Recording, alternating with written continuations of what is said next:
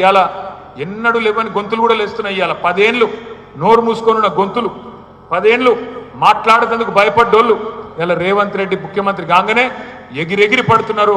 అసలు తెలంగాణ ఏంది, తెలంగాణ మీ జాగీరా అని మాట్లాడుతున్నారు. ఇవాళ యాది పెట్టుకోండి, మనకి ఇవాళ మీడియా సపోర్ట్ లేదు.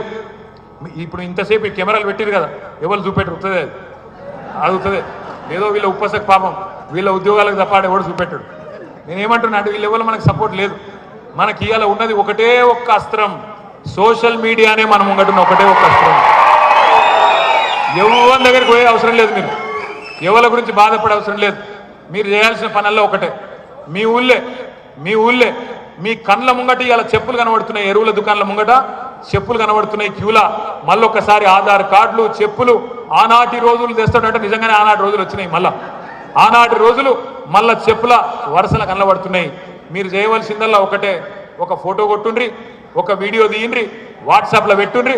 ఈ చెత్త ప్రభుత్వం ప్రజా పాలన అంటే ప్రజలను సతాయిస్తున్న ప్రభుత్వం అని ఒక్క మాట పెట్టండి. మీరు ఒక్కొక్కరు ఒక్కొక్క కేసీఆర్ లాగా సోషల్ మీడియాలో విజృంభించాలని చెప్పి నేను కోరుతా ఉన్నా బీఆర్ఎస్ విద్యార్థులను. ఒక రిక్వెస్ట్ మీ అందరితో, మర్చిపోండి. మన పేపర్లలో ఫోటోలు ఇస్తారు, టీవీలలో చూపెడతారు, మర్చిపోండి, చూపెట్టరు. వాళ్ళు డిసైడ్ అయిపోయింది. మొన్న జగదీష్ అన్న మంచిగా చెప్పిండు, ఇప్పుడు రాష్ట్రంలో మీడియా సంస్థలు పనిచేస్తలేవు. మన క్యారెక్టర్లు ఖతం చేసే స్లాటర్ హౌజులు కొన్ని పనిచేస్తున్నాయి. స్లాటర్ హౌజ్ అంటే ఇరికే కదా, కీమా కింద కొట్టేటి స్లాటర్ హౌజులు గవి పనిచేస్తున్నాయి కొన్ని. వాటి గురించి మీరు రంది పెట్టుకోకుండా, అలా చూపెట్టినా చూపెట్టకపోయినా మీ చేతుల్లో మీ ఫోన్లో ఉన్న అస్త్రాన్ని వాడండి. ఆ వాట్సాప్ను, ఆ కెమెరాను, ఆ వీడియోను వాడండి. ఎక్కడ సమస్య ఉంటే అక్కడ తీసి గ్రూప్లో పెట్టమని చెప్పి నేను కోరుతా ఉన్నా.